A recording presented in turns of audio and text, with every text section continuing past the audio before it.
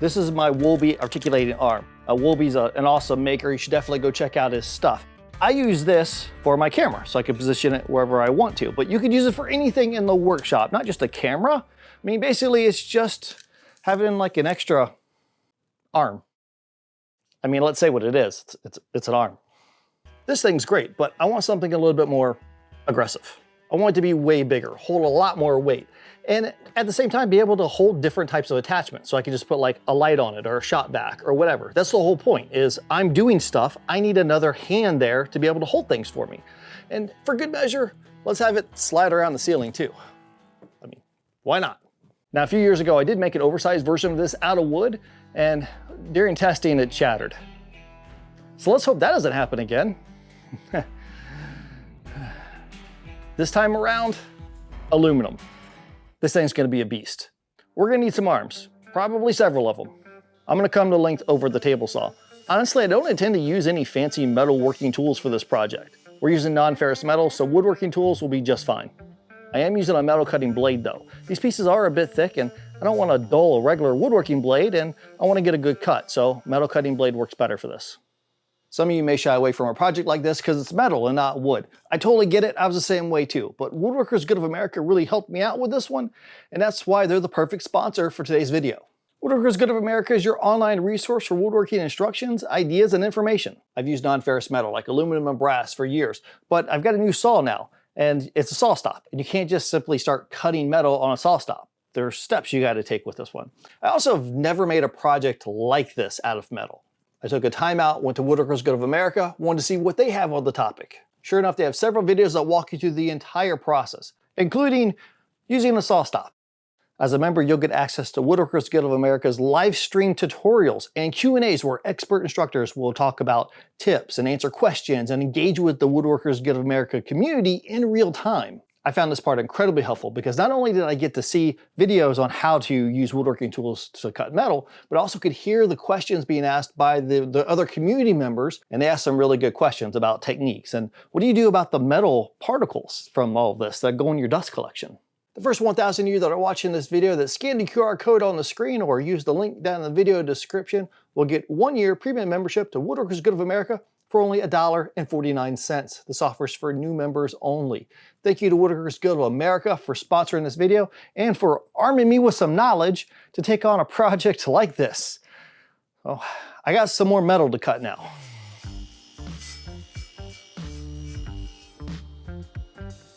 I cut my aluminum arms, so these look pretty good, but now I need some holes so I can put a bolt through there. So what I'm gonna do is mark a line in the center point of this so I know exactly where to drill. Then, to make things a little bit easier, I'm gonna put a dimple in that exact spot. All right, looks good, so to the drill press. Aluminum is pretty easy to drill. The arms have 1/4 inch thick walls. That helps with drilling because thin-walled tubes have less structure and can warp. I like to have the drill spinning at a high RPM, but then I'll drill the hole slowly. I want to round over the ends of the arms. To help, I used a 1 inch diameter rod to trace a semicircle, then went over to the table saw where I cut away the corners. The more material I remove from the saw, the less I have to remove at the sander. The final work's going to be done at the disc sander. These don't have to be perfect, no one's going to see the ends anyway. Rounding over the tops keeps the ends hidden behind the brackets and prevents them from bumping into each other. All right, we got the arms, got holes in them, rounded over the edges, and bolts fit through there. So now I need brackets that are going to go on each side of these things. Well, to do that, print off a template of my brackets. And I also have this, a 1/4 inch thick aluminum plate. Actually, I have a couple of these. I find that aluminum cuts better whenever you put tape on it. So, well, I'm going to cover a lot of this plate with tape. I'm going to spray the back of my template with spray adhesive and then stick it on top of the tape. I'm going to try to align the top edges and the side edges there with the template and the metal plate because, well, I mean, it's going to save some work. Might as well use those edges to our advantage. Now, just got to cut them all out. It'll take me a while to do this because there's a lot of angles. First, I got to take this one plate and turn it, well, into all these different brackets. Once I set my miter gauge to the angle that I need, I can cut one side of the bracket, rotate it around, cut the other side, and I know that both sides are perfectly symmetrical. Got all my brackets cut, well, except for the very ends of them. So now I need to go to the drill press and drill all these holes out. I grouped the brackets together, one left side and one right side, then drilled the holes at the same time. This ensures that everything lines up properly during assembly. I hope. Fingers crossed. At the table saw, I trimmed off the corners of each bracket. This helps to get rid of those sharp tips. I'll still need to sand or file the edges later just to make sure everything feels soft. We need a way for this whole thing to slide back and forth. So to do that, I'm gonna use this. I got 2 rods and linear bearings. I need to cut an aluminum plate so I can mount these bearings to that. I'm doing a bit of designing on the fly, so let's hope that the plate's the correct size. I know it's perfect for the bearings, but with a project like this, sometimes you can find that you needed something a little bit different about 10 steps from now. I'll go to the drill press and drill a lot of holes, like a whole bunch of them. The locations are really important because if the 4 bearings don't align properly, then the rods won't fit or won't be parallel, causing the whole mechanism to bind. I also have to have a really big hole right in the center. That's going to allow us to have this whole thing spin 360 degrees. I'll put a screw through the bottom of the aluminum plate and into the bearings. I'll also put a little bit of thread lock on the bolts just to keep everything really tight together. The version I'm using is reversible if needed. The rods help keep the bearings aligned through this whole process. We need the whole arm to be able to spin 360 degrees. So how do we do that? Well, there are several ways you could pull that one off. For me though, I'm going to use a big old bolt and some bushings. I drilled a hole in the center of a small piece of square tubing and an aluminum plate.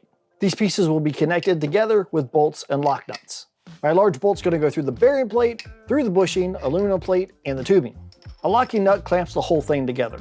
The bushing and the nylon washers allow the bolt to spin freely 360 degrees.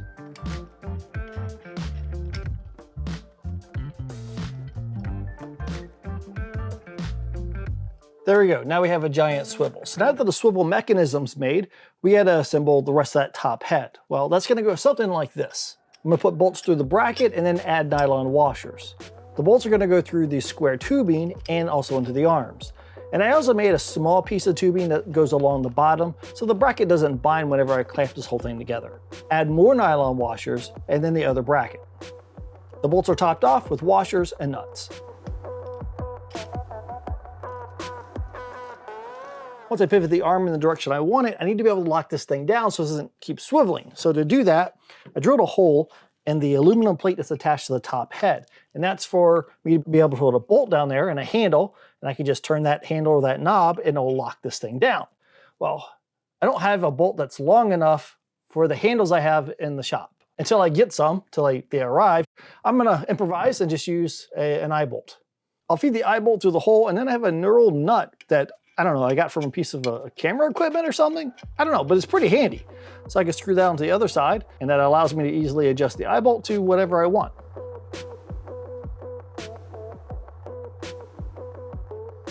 So now we got this whole thing together, how do we get it up there? I cut a 2x6 into braces that fit between my ceiling joists. Metal brackets will be bolted to the end of each brace. Now the linear bearing kit came with rod mounting clamps, so I'm going to attach those to the braces. And I'll try these for a bit. If I don't like them, well, I can always make my own version. They seem fine, just depends on how durable they're going to be over time. After I got the braces level and plumb, I secured them to the joist with lag bolts. Since the arm uses bearings and they slide smoothly across those rods, I put some springs on the ends of the rods. That way the top plate doesn't slam too hard against the rod mounts. The articulating arm is going to be really long, so I don't need to have a whole lot of travel between the braces. It's only about half the length of my workbench. This lets me slide the arm towards the center of my bench when needed, and then I can slide it back towards the wall whenever I don't need it. Everything slides smoothly, spins freely, it's great. And whenever I move it into a position and I let go, it just stays there. It doesn't drift back and forth. I was gonna make some clamping blocks to lock it down in place along those rods, but for right now, I'm just gonna leave it as is, and I can always add those later on. So I think at this point, let's finish assembly, and let's build out this entire thing. I got a feeling this is gonna be a lot bigger than what I expected.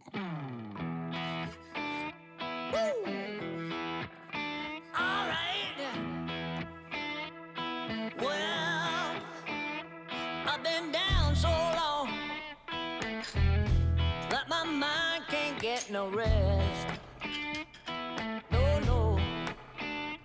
I've been down so long that my mind can't get no rest. No, no.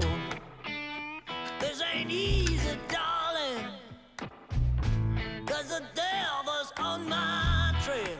This thing's pretty crazy. All right, so now I need a way to mount tools onto this, right? That's the whole point.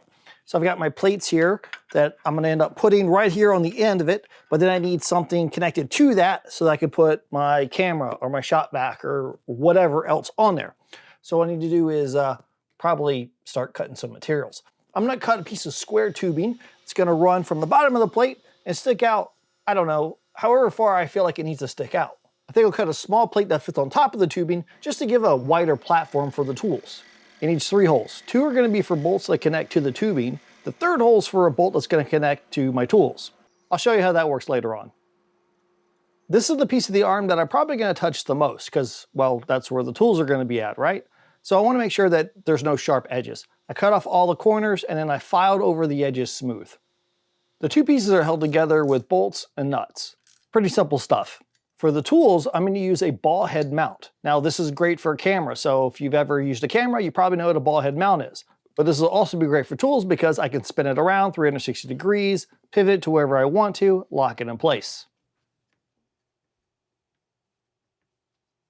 My tool platform's done, and I put a quick changing mount on my ball head mount here. That's just a fancy way of saying it's a dovetail. For us woodworkers, we're like, it's a dovetail joint. If you're a camera person, you're like, quick changing mount. I'm both those people, so I can make fun of them. These things are awesome. All you gotta do is mount the plates to the bottom of your tools, and whenever you need it, you slide it into place, lock it down. You can pivot this 360 degrees, get exactly where you want it. Whenever you're done, unlatch it, slide it out, slide the next tool in. Easy peasy. I think the first order of business is I need a Shop Vac mount.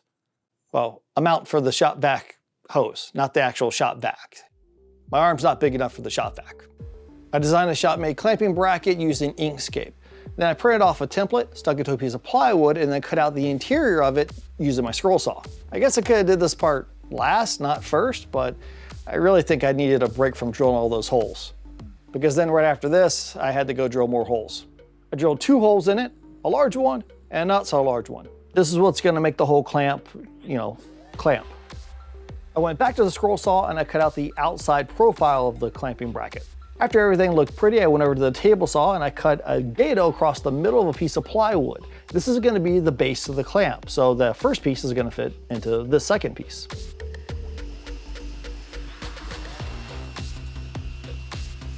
Now I have to have a way to connect the dovetail mount to the bottom somehow. So after I drilled a hole into the bottom of my workpiece, I used a chisel to create a hexagon and I hammered a nut into that opening.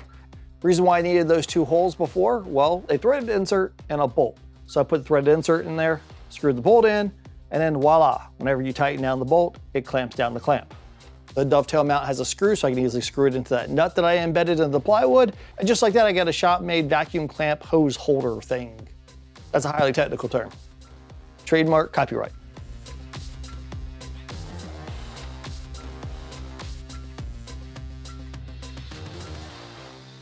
The arm is essentially done, with one exception. Right now I can adjust the tension of the arms by tightening or loosening the bolts. So I can position the arm where I want to and it'll stay in position. But what about using springs or struts to balance the weight instead? So I picked up a couple of these lightweight struts. So we're gonna give it a try. Someone's gonna ask, how much does this whole contraption weigh? Well, really not that much. The head assembly is by far the heaviest part because it has the bearings on top of a giant plate, big brackets, bolts, washers, etc. That entire thing is about 5 pounds. All the arms combined weigh about 4.8 pounds, and then you throw in all the brackets, that's about another 3 pounds. So then we can take into account of the tools. So like my camera, which weighs about 2 pounds. So overall, this entire thing's not really that heavy. I've never installed a gas strut on an articulating arm. I mean, how often does one do that? This means that I'm sort of guessing on the best way to pull this one off. Worst case scenario is I drill a couple extra holes in my pieces to get this right, or I have to remake a few. No big deal. I bought struts that use a ball head joint. I guess I could have got some that didn't do that, but I don't know, I just bought like really cheap ones. The special bolt that comes with them isn't long enough to fit all the way through my arms, which means I need to tap the hole instead. And it's metric. Fortunately, I have an entire set of metric taps. Sometimes it's better to be lucky than good. I also really enjoy tapping metal. There's just something about it I find to be really, really cool. With the struts installed, I can then adjust the tension of the bolts and find a nice balance to figure out exactly how I want to have this so the arm stays in position, but easily pivots up and down too.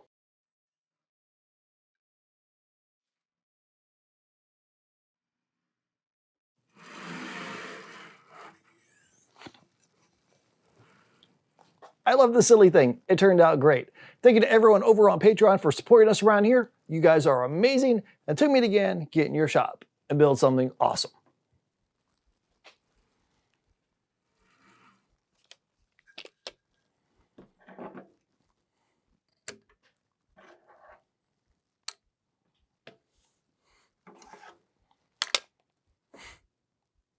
This thing's silly.